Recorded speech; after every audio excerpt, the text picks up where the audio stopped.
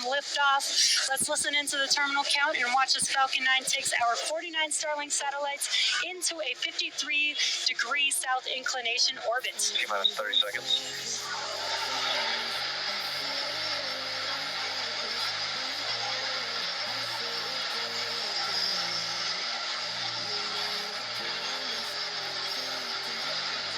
T-minus 15.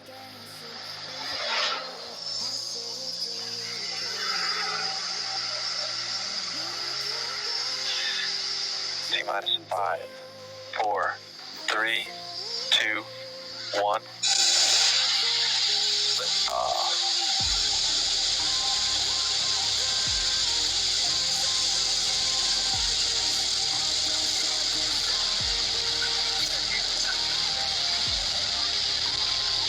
Stage 1 chamber pressure is nominal.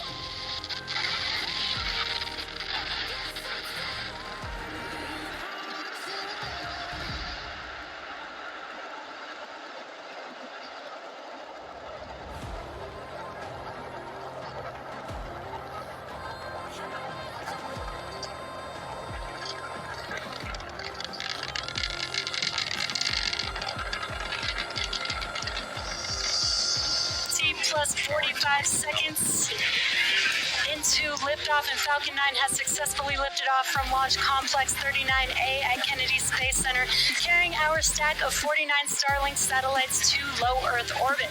Now, moments ago, we did throttle down the engines in preparation for max Q, and that is maximum aerodynamic pressure.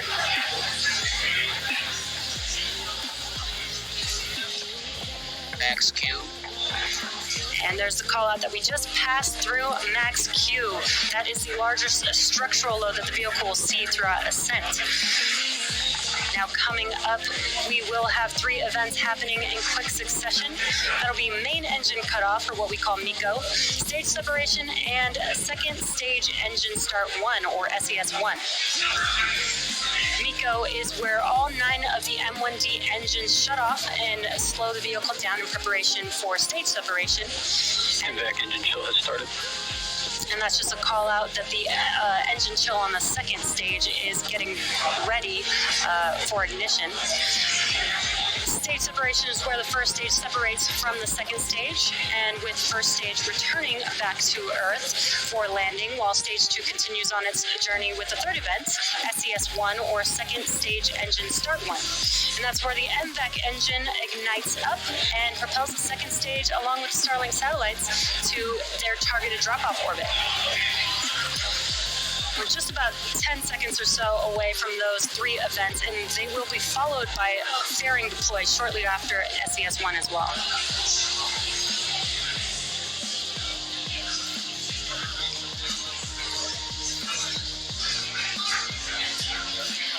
MECO. Stage separation confirmed.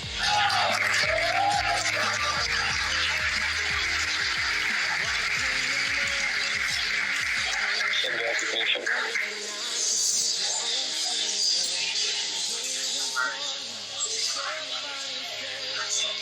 Bearing separation confirmed.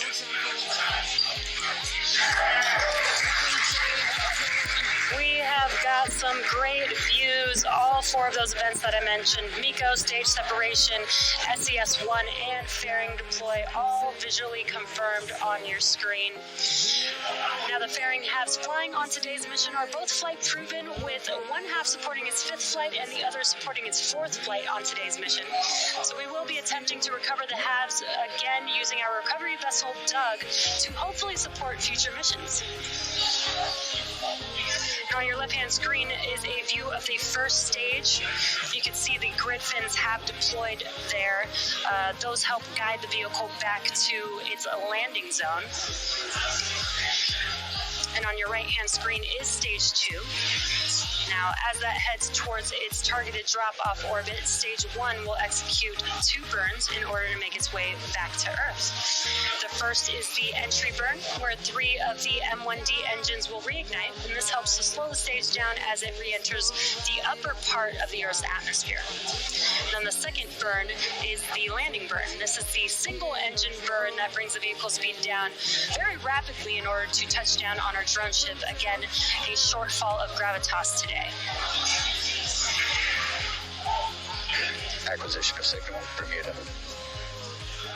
And that's just a call out that we have connected with a ground station on the second stage.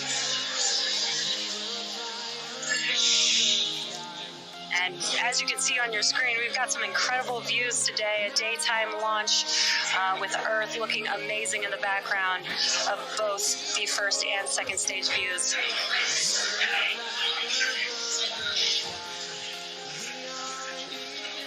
Now we're just under 2 minutes away from the entry burn starting up on the first stage. So for those of you who follow, we've got a nominal trajectory call out on second stage, which is great news.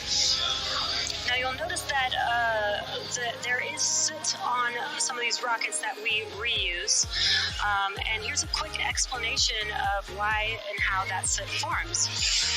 The rocket grade kerosene, or RP1, used to fuel a Falcon 9 is carbon-based. So when it burns the fuel, it generates soot. Now as the booster approaches landing, as you can see on your left-hand screen, it does a re-entry burn to slow the vehicle down prior to re-entering back into the Earth's atmosphere. Otherwise, the aerodynamic forces would rip it apart. So because the entry burn occurs with the engines first, the booster flies through its own plume. And that is what deposits the soot onto the rocket. And again, we're just about a minute away from that entry burn, so you will see that live on your screen.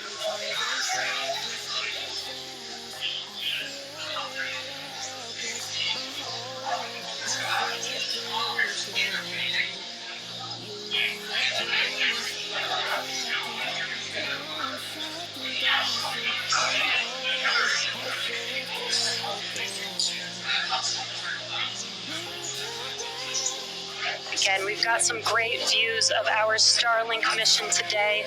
On your left-hand screen, that is the first stage booster making its way back to Earth, and on your right-hand screen is the second stage taking the satellites to their drop-off orbit. Stage 1 FTS is saved.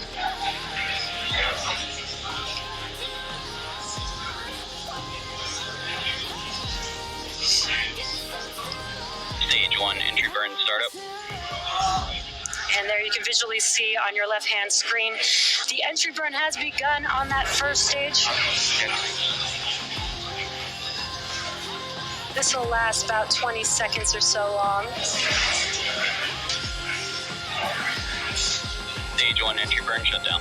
Stage 2 FTS is saved. And that concludes the entry burn on the first stage. And really cool, you can kind of see the grid fins as they rotate to help guide the vehicle back to its landing zone, which again today is a shortfall of gravitas waiting for this booster in the Atlantic Ocean.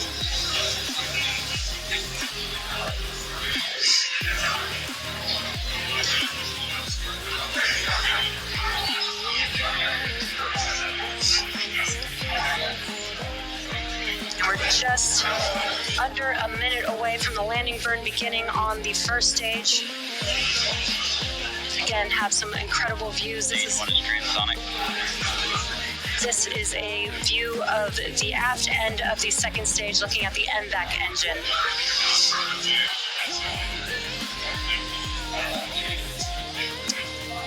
So we are going to have landing burn coming up on first stage. That'll last about 20 seconds long, and right when landing burn ends, we should have SECO 1, or second engine cutoff 1, on second stage.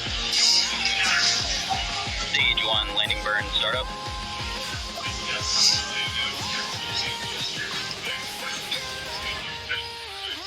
There's that call out that the landing burn has begun on first stage.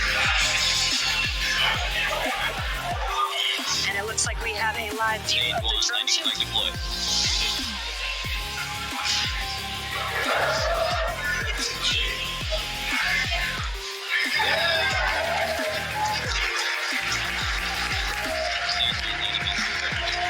And we have touchdown of Falcon 9. And through the cheering, we also heard that call out for SECO 1, which is great news. Our booster landing today marks our 101st overall successful recovery of a first stage